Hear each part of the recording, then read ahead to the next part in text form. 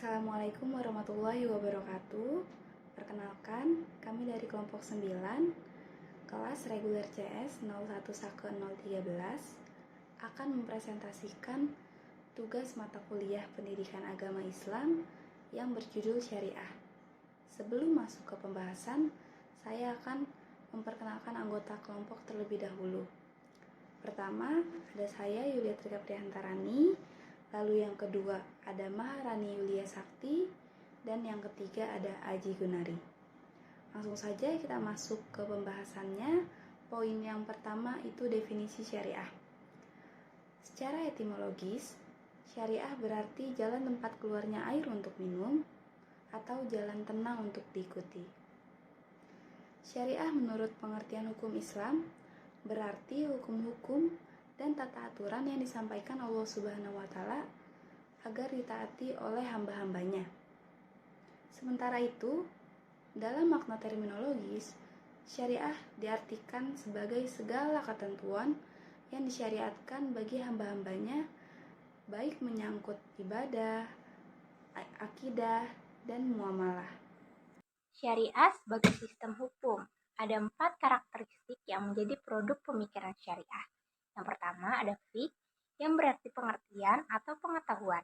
Lalu yang kedua ada fatwa, artinya hasil ijtihad seorang mufti sehubungan dengan persoalan hukum yang dibawa ke hadapannya. Lalu yang ketiga ada jurisprudensi, adalah putusan hakim atau pengadilan agama yang merupakan salah satu dari karakteristik produk syariah. Lalu yang keempat ada undang-undang atau peraturan perundang-undangan, yaitu suatu peraturan yang dibuat warga negara di mana undang-undang itu diberlakukan. Lingkup syariah Islam. Lingkup syariah Islam meliputi 2 hal, yaitu ibadah dan muamalah. Di sini saya akan menjelaskan tentang ibadah.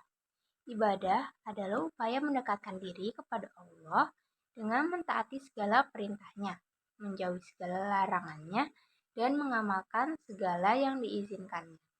Ibadah khusus atau ibadah makhluk mencakup yang pertama ada rukun Islam, mengucapkan syahadat, sholat, zakat, puasa, dan haji. Lalu yang kedua ada ibadah lainnya dan ibadah yang berhubungan dengan rukun Islam. Hal ini terbagi menjadi 2. Yang pertama ada ibadah madaniyah atau bersifat fisik, yaitu bersuci meliputi wudhu, mandi, tayamum, pengaturan penghilangan najis, peraturan air, dan lain-lain. Lalu yang kedua ada ibadah maliyah, seperti kurban, akikah, sedekah, wakaf, fidyah, dan hibah. 2. Muamalah atau ibadah ghairul madloh mencakup 2 hal. 1. Al-Qanunul Khas atau hukum perdata, meliputi hukum niaga, munakahat, pewarisan, dan lain-lain. 2. Al-Qanunul Am atau hukum publik, meliputi jinayah, hukum pidana, khalifah, hukum negara, jihad, dan lain-lain. Muamalah Islam mengatur hubungan manusia dengan sesama manusia dan lingkungan sekitarnya. Islam memberikan perhatian cukup besar terhadap urusan muamalah di samping urusan ibadah. Bahkan menekankan urusan muamalah lebih besar daripada urusan ibadah dalam arti khusus. Fungsi syariah. Di sini, fungsi syariah diturunkannya syariah Islam kepada manusia juga memiliki tujuan yang sangat mulia. Tujuannya adalah sebagai berikut. 1. Memelihara dan melindungi agama dan sekaligus memberikan kepada setiap orang untuk memilih untuk beriman atau tidak. 2. Melindungi jiwa. 3. Melindungi terhadap keturunan. 4. Melindungi akal. 5. Melindungi harta. Dan 6. Melindungi kehormatan seseorang.